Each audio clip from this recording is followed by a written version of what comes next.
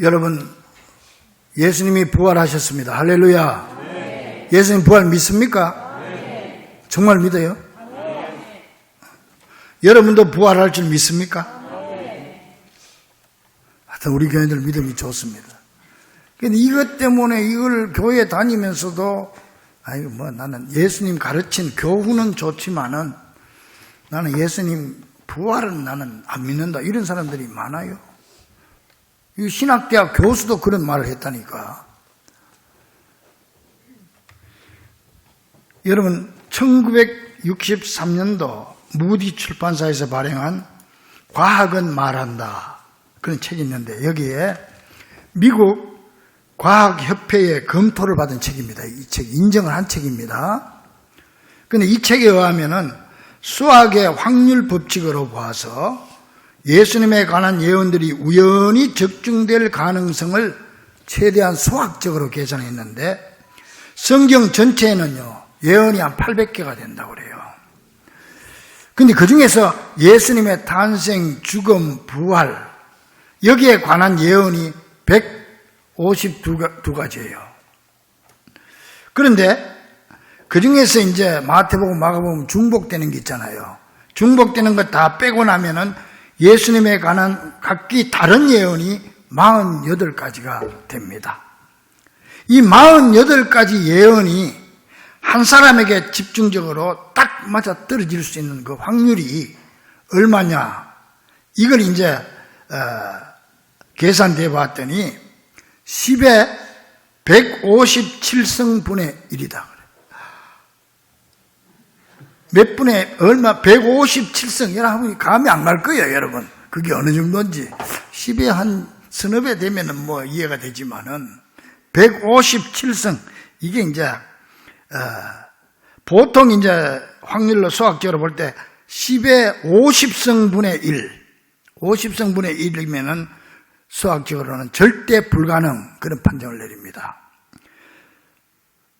그런데 이 48가지 이 예언이 딱 맞아 떨어지려면요, 10의 157승분의 1인 이게 어느 정도인지 여러분 잘 감이 안 가니까 내가 설명을 해드리면은 100원짜리 동전 있잖아요. 요거를 미국에 이 사람들이 조사한 겁니다. 미국에 텍사스주가 있어요. 텍사스주는 우리나라에 한 3.1배 됩니다. 남한에 한 3.1배 되는데 그 넓은 땅에다가 100원짜리 동전을 다 까는 거예요. 전체 까는데 어느 정도 높이로 까느냐? 14m 높이로 까는 거예요. 한 5층 높이로 까는 거예요. 5층 높이. 4층, 5층 높이로 까는 거예요. 그리고 그 중에 동전 하나를 딱 표시를 해가지고 쓸 거예요. 쓸고 한 사람이 눈을 가린 상태에서 딱 그걸 집어내는 게 그게 10의 157승분의 1이에요. 그게 확률이. 이제 좀 감이 가지요. 그러니까 어떻게 돼요? 이게 수학적으로 볼 때 예수님의 부활은 절대로 우연히 이루어질 수 없는 확실한 사건이라는 거죠. 사실 지난주일이 부활주일이었지만은 지난주일에는 성례식을 거행했기 때문에 오늘은 이 예수님의 부활에 대해서 그 확실성을 좀 더 깊이 기억하면서 함께 은혜 나누려고 합니다. 예수님의 부활은 하나님께서 역사상 최악의 행동을 최고의 승리로 바꾼 날입니다. 역사상 최악의 장소, 뭐예요? 죄 없는 예수 하나님의 아들을 십자가에 못 박는 것.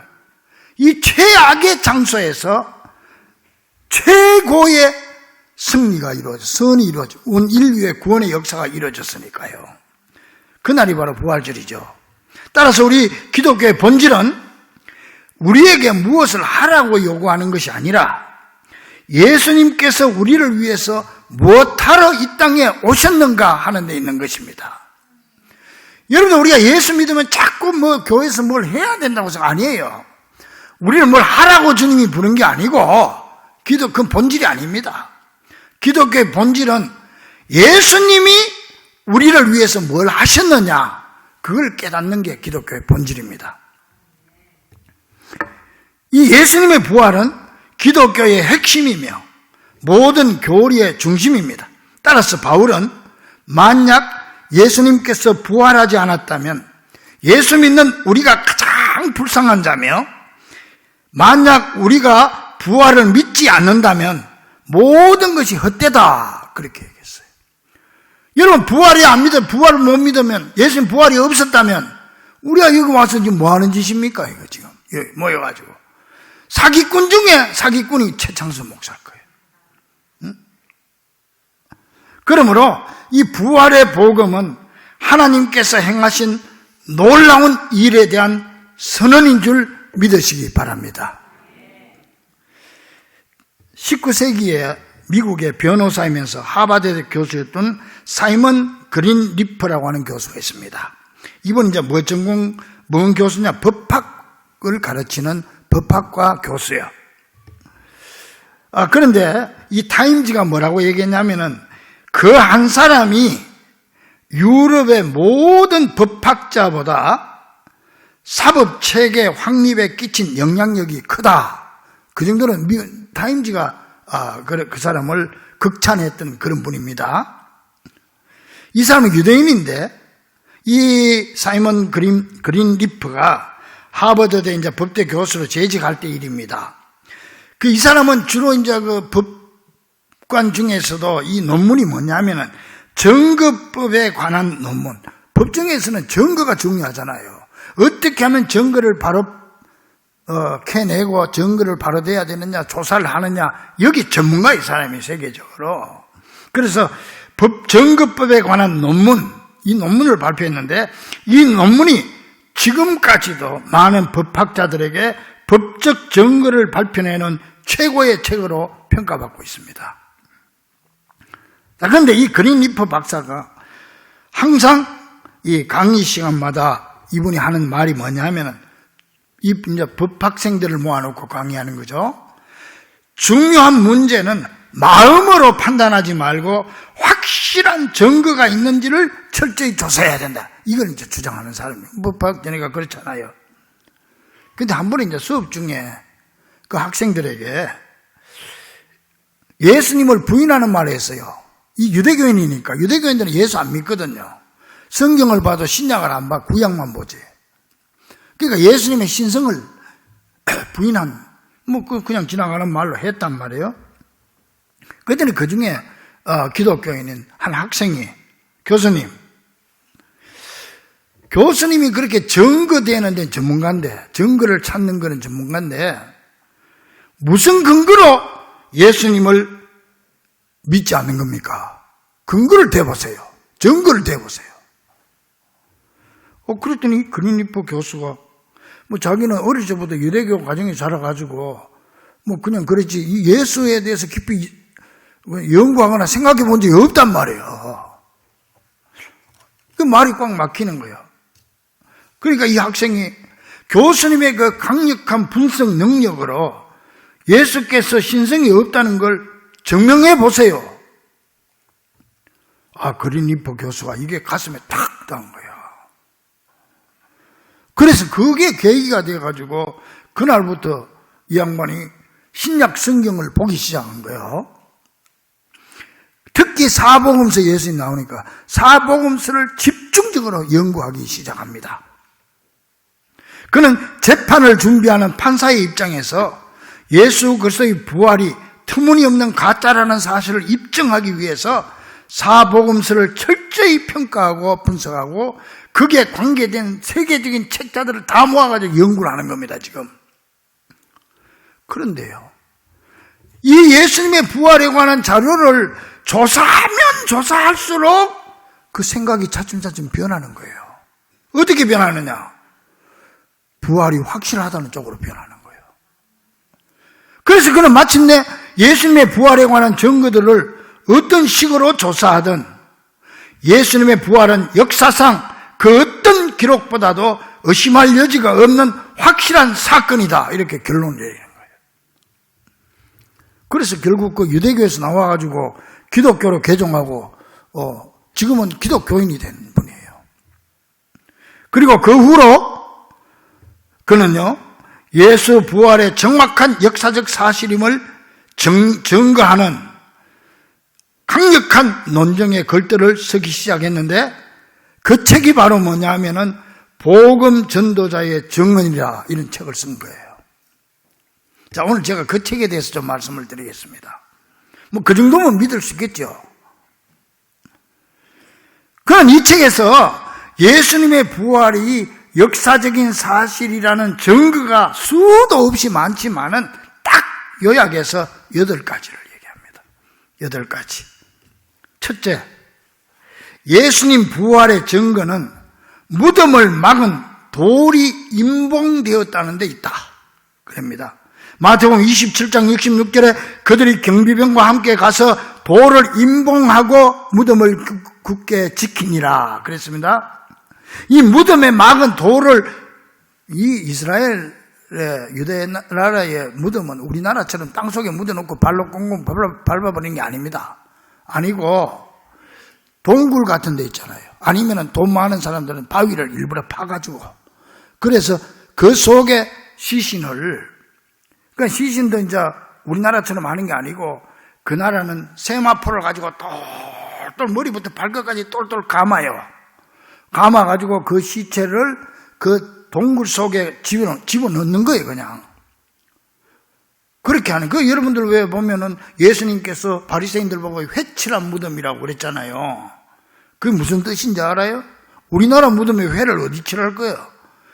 근데 그때는 이제 세계 각국에서 디아스포라들이, 이제 예수 믿는, 기독교를 믿는 사람들이 6월절 되면 예루살렘에 와가지고 이제 제사를 드리고 가잖아요.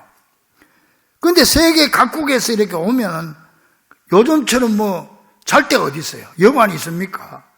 그냥 텐트 치고 자기도 하고 뭐 이렇게 했는데, 주로 어디서 많이 자냐면은 그 나라에는 또 굴이 많아요, 또. 그러니까 굴 속에, 동굴 속에 들어가서 잤단 말이에요. 그런데 그 동굴이 뭐 이게 무덤의 동굴인지 아닌지를 모르잖아요.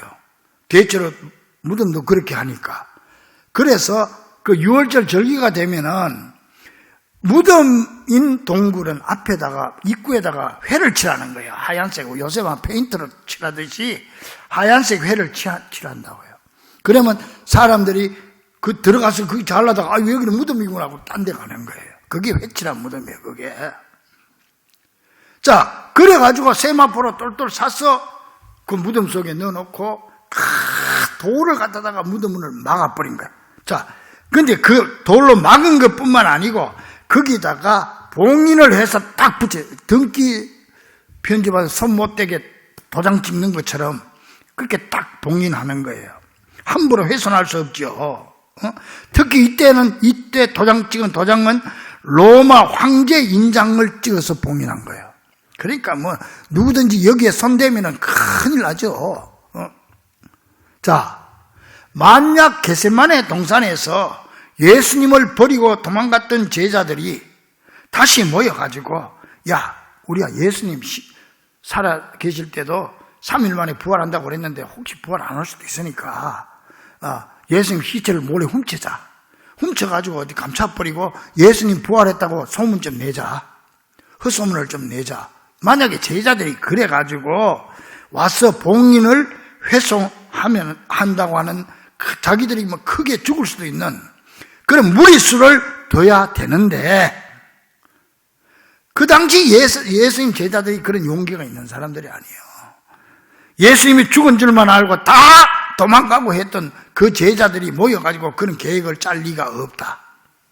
그리고 그 봉인을 훼손할 리가 없다. 이게 첫 번째, 이분이 주장하고. 둘째 증거는 바로 빈 무덤입니다. 예수님의 시신은 요즘으로 치면은요, 장관급 정도 되는 사람, 아리마대 요셉이라고 하는 참 훌륭한 분인데, 이분이 예수를 믿었어요. 예수를 굉장히 존경하고, 그래서 빌라도한테 가서 예수님 시신을 좀 내려달라고, 그래 허락을 받아가지고 자기가 죽으면은 들어가려고 했던 동굴을 미리 사놨는데, 거기에다가 예수님 시신을 모시잖아요. 그런데 만약 예수님의 시신이 무덤에 그대로 있었다면은 제자들이 그냥 밖에 나가가지고 예수님 당신들이 며칠 전에, 50일 전에 죽인 그 예수가 다시 살아났습니다. 내 눈으로 봤습니다. 만났습니다. 만약 그런다면 이때 제사장과 바리새인들이 제일 듣기 싫은 게 그 소리요. 저것들 저 말 좀 못하게 해야 되겠는데 저거. 그래가지고 경비병들한테요. 그 경비 쓴 사람들한테 돈을 줘가지고 야, 너 제자들이 훔쳐갔다고 얘기해라. 그래 만약에 뒤에 후환이 생기면 우리가 책임진다. 그렇게까지 했어요. 자, 이런 상황에서 말이죠. 제일 그 제자들의 입을 막는 좋은 방법이 뭐예요? 예수님 시신이 있었으면 딱 끄집어내가지고 여기 예수님 시신이 있는데 어떻게 부활했냐? 그러면 딱 끝나는 거예요. 그런데 아무도 그렇게 하지 못했다고 하는 것은 예수님의 시신은 이미 부활했고 무덤은 빈 무덤이었다는 것입니다. 셋째 증거는 뭐냐? 바로 큰 돌입니다. 무덤의 입구를 막았던 돌은 1.3톤 내지 1.8톤이라고 합니다. 지금으로 봐서 근한 2톤 되는 거대한 돌인데 만약 제자들이 밤에 와서 예수님 시체를 훔쳐가려면은 이 거대한 돌을 굴려내기 위해서 횃불을 들고 와가지고 길고 튼튼한 지렛대를 넣어가지고 여러 명이 으쌰으쌰 해서 돌을 치워야 되는 거 아니에요. 그런데 그런 사실은 없고 또 경비병이 딱 지키고 있었기 때문에 그건 불가능했다. 그래서 큰 돌로 막은 게 예수님 부활하신 증거다. 그 다음 넷째 증거는 바로 경비병들이죠. 예수님을 무덤에 모신 뒤에 대제사장들과 바리새인들이 빌라도를 찾아가가지고 저 예수란 자가 자기가 살았을 때 말하기를 죽으면 사흘 만에 살아난다고 했으니까 혹시 제자들이 몰래 와서 시신을 도둑질하고 예수가 살아났다고 헛소문 퍼뜨리면 더 지금 세상이 더 시끄러워지니까 그 무덤을 3일간 굳게 지키게 해달라고 빌라도한테 부탁을 했어요.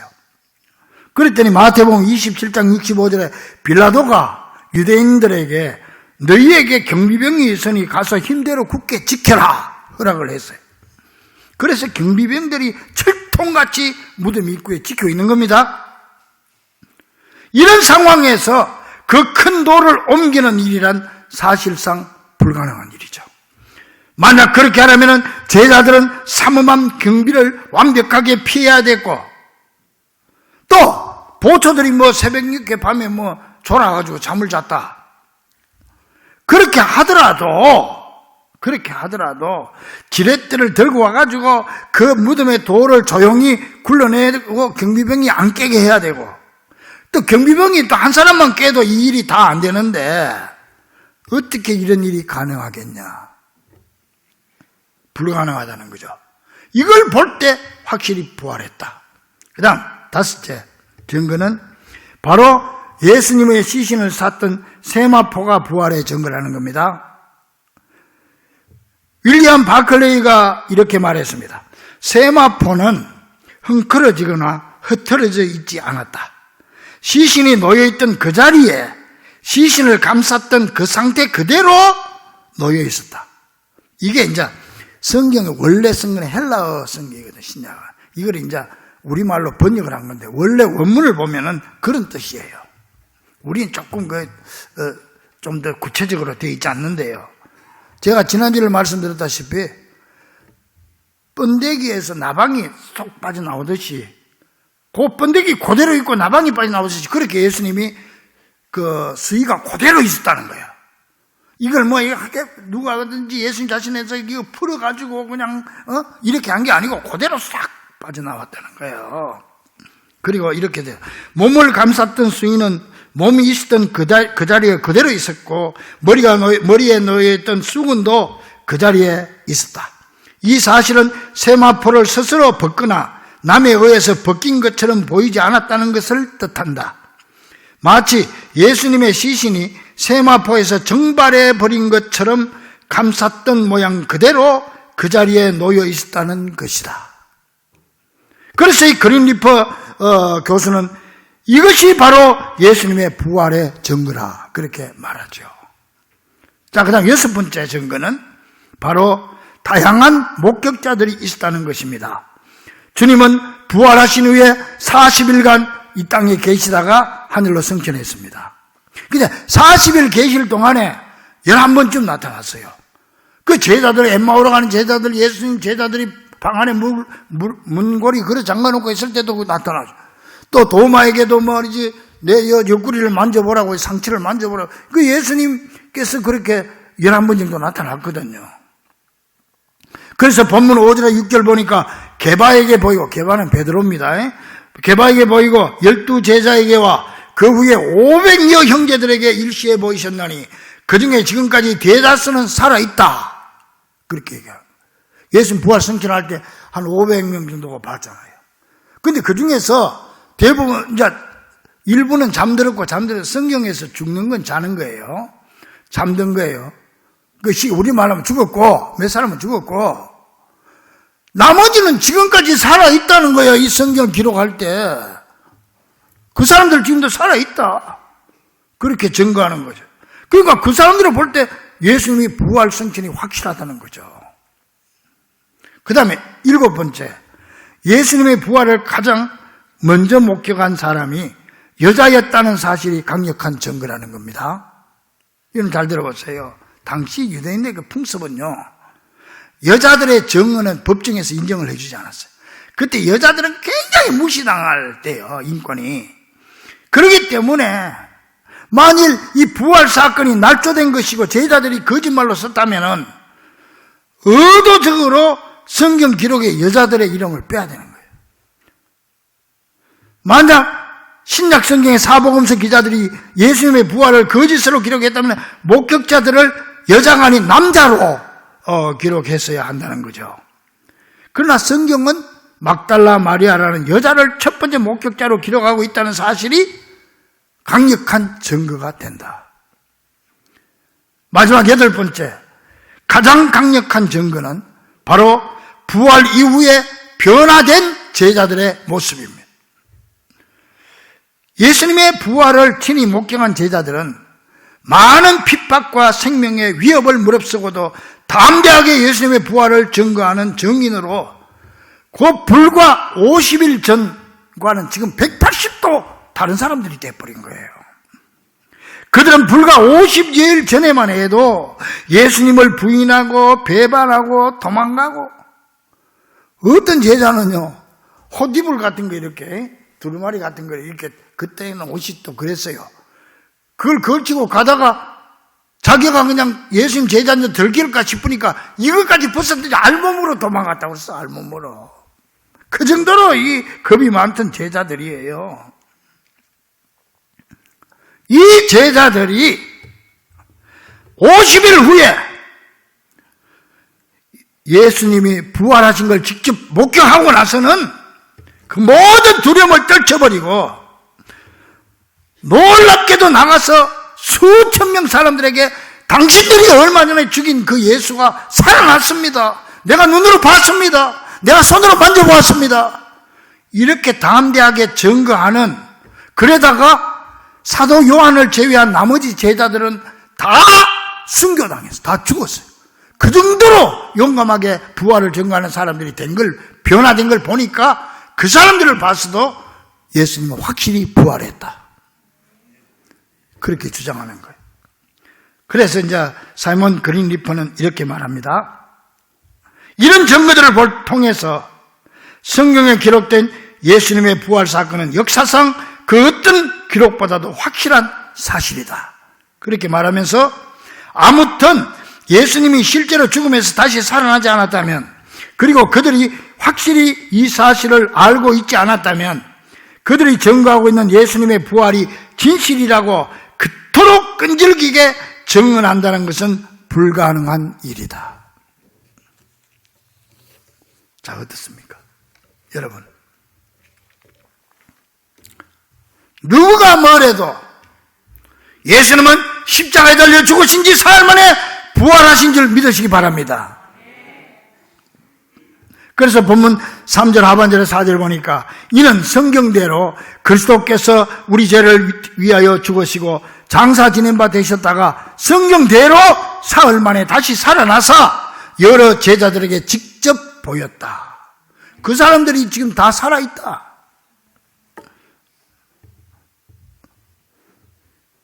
나아가서 고린도전서 15장 20절에 보면 그러나 이제 그리스도께서 죽은 자 가운데서 살아나서 잠자는 자들, 잠자는 건 이제 우리가 죽은 걸 잠자는 자들, 그렇죠? 잠자는 자들의 첫 열매가 되셨도다. 믿습니까? 나무를 심어 놓으면은, 과일 나무에 첫 열매가 맺히면, 그 다음에 계속 주렁주렁 열리잖아요. 예수님이 부활의 첫 열매가 됐으니까, 예수님께 붙어 있는 가지, 포도나무 가지, 우리, 예수님을 믿는 사람은 그 다음 차례로 계속해서 부활한다. 그 말이죠. 믿습니까? 그러므로 예수 믿고 거기에 붙어있는 우리도 그 다음 부활의 열매가 되어 확실히 부활한다는 사실을 믿으시기를 간절히 축원합니다. 여러분 부활 믿습니까? 이제 믿어집니까? 여러분도 부활할 줄 믿습니까? 할렐루야. 그거 믿어야 됩니다. 그 믿음 없으면 그런 믿음 달라고 좀 기도하세요. 그거 안 믿으면 말짱할 겁니다. 교회 오는 것도.